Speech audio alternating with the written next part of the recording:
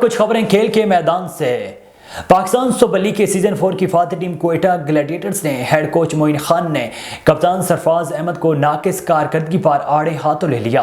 مسلسل چوتھے سال ایونٹ کے پلے آف مرحلے میں کوالیفائی نہ کرنے پر ہیڈ کوچ معین خان نے سرفراز احمد کو آڑے ہاتھوں لیتے ہوئے کہا ہے کہ مسلسل 2 سالوں سے پاکستان کی ٹی 20 اسکواڈ میں کم بیک کی کوشش کر رہے ہیں، لیکن انہیں ٹیم میں جگہ بنانے کے لیے تیز کھیلنا پڑے گا کیونکہ رضوان نے اپنی پوزیشن تقریباً پکی کر لی ہے۔ انہوں نے اعتراف کیا کہ ملتان سلطانز کے لیے جھرانہ کھیل کا مظاہرہ کرنے والے ریلی روسو کو ریلیز کرنا بھی بڑی غلطی تھی، جس کا مجھے افسوس ہے، جبکہ اعظم خان بھی اسلام آباد یونائیٹڈ کے لیے ناقابل یقین کارکردگی پیش کر رہے تھے۔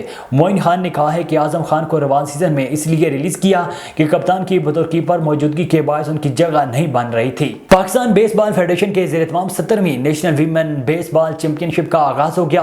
ایونٹ کے افتتاحی روز اسلام آباد اور خیبر پختونخوا نے اپنے اپنے میچز جیت لیے۔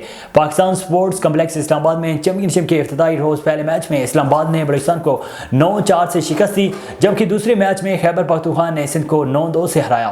یاد رہے کہ چیمپئن شپ میں ملک بھر سے 8 ٹیمیں حصے لے رہی ہیں، جن میں پنجاب، سندھ، بلوچستان، خیبر پختونخوا، اسلام آباد کے علاوہ پاکستان آرمی، پاکستان رابطہ ہائر ایجوکیشن کمیشن کی ٹیم میں شامل ہیں۔ اسٹیٹ بینک آف پاکستان نے پاکستان سپر لیگ کے دوران کھیلوں میں سٹے کے برانڈ اور کرپٹو کرنسی کی تشہیر پر تحفظات کا اظہار کرتے ہوئے پاکستان کرکٹ بورڈ کو خط لکھ دیا۔